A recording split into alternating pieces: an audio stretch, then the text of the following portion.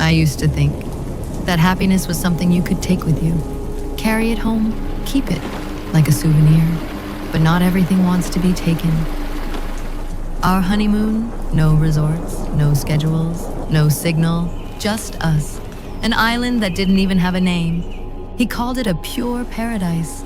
I called it the first time his eyes weren't stuck to a screen. We pitched our tent near this old tree, so old it felt like it remembered things the land had already forgotten. Its roots pushed out of the ground like bony hands, clawing their way up. I found it on the shore. It looked like a necklace, woven from hair, maybe. In the center, a smooth black stone, or coral, or a tooth. It was strange enough to be beautiful. It matched the color of my dresses, so I wore it. He warned me, said we shouldn't take things from places that aren't ours. I laughed. It was probably just something someone left behind. The second night, I heard my own voice, not a memory, not a recording. My voice calling my name from the woods. I woke him. He told me it was the wind, but wind doesn't pronounce your name perfectly. At 3 a.m., the GoPro turned on by itself. No one touched it. It was filming me while I slept. I was holding the necklace, tight, like it was choking my hand. He stopped looking at me when he spoke. His eyes, they were looking through me, like something was standing behind me. I got lost, or maybe I was being led. There were these wooden heads, carved faces, mouths wide open, teeth painted black, dry blood on the lips. Then I saw them, the locals. No talking, no blinking, just watching, as if I'd woken something up. They kept whispering something over and over. Soul Keeper.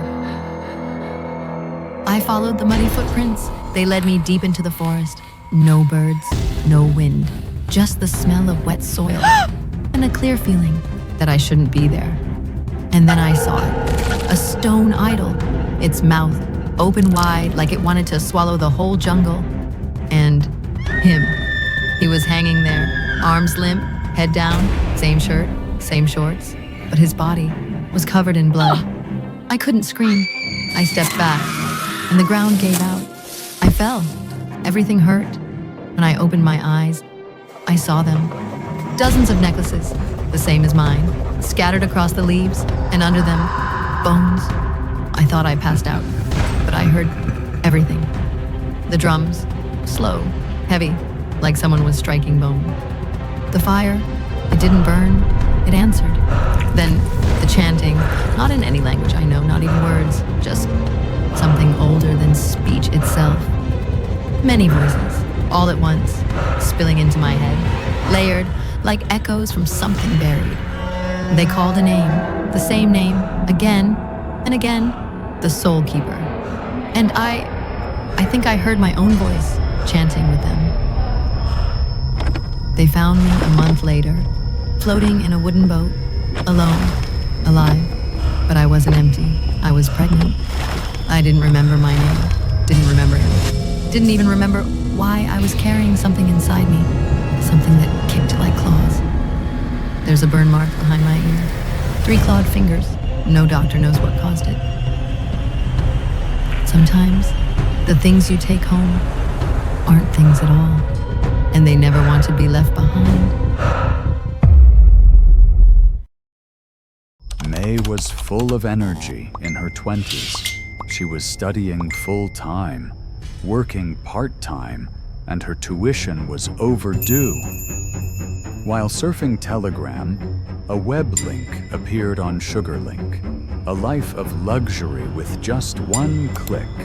The warning line popped up, no regrets, then disappeared as if it had never been there. May hesitated and then clicked accept. Just a few minutes later, the message came. She deleted herself, not just online. The phone flashed a red coin icon. That was her first deal. And then there she was, under the flickering candlelight, and across from her was a hand with a gold ring. The stone trembled slightly, as if breathing, catching her gaze. The car drove on in silence. Outside the window, money floated like slow-motion rain. On May's hand, the coin mark glowed softly against her skin. Everything here was shiny, rich, and slightly off. The gold necklace caught May's eye. As she approached, it moved slightly, as if it had been waiting for her. May happily counted each bill until her hands bled. All around her was the sound of silence. It knocked on the door. The bell rang, and in that silence, she whispered the only thing she still believed she deserved this life. The refrigerator was full of, not food, but sushi, cold and glowing. One of the pieces moved, and May stopped when she realized it was looking at her. May saw herself in the mirror, dressed in fancy clothes, counting money, smiling. But her eyes were empty. She asked the doorman something. He didn't answer, just opened his wallet. Inside was a photo of May, another May among many. A coin rolled out from under the bed. It spun around once and then around again, and stopped, looking straight up at her, as if on guard. The jewelry box opened by itself. Inside were coins arranged in a heart shape. A ring rolled out, engraved with the words, "I take her." May found a video inside an old phone. A girl whispered through static, "Don't take it anymore, don't eat it anymore." She tried to run away, but only a machine voice answered, "Transaction is processing." The doorknob was red as blood. On May's hand, a sharp, square red pattern appeared. The phone verified the QR code. Asset identified. May saw a commercial on her own TV. She screamed and smashed it in protest, but another camera popped up. She was a prized asset. She was no longer hers to begin with, but another camera popped up. She was a prized asset. She was no longer hers to begin with. She scrolled through versions of herself. Each one carried a hashtag of what she had longed for, but none of them called for an exit. She climbed onto the railing in the howling wind. A large screen flashed across the street, her face smiling non-stop. The refrigerator showed a new ID number. A new bill was stuck on the side. Not paper, but like human skin. May woke up on a dirty floor. The cracked mirror reflected her image, but gradually showed another person's name. In the illusion, she chased after a girl in a white dress. But when the girl turned around, it was her, but transformed. A spiral staircase descended into darkness. Each step bore her name. Agreed.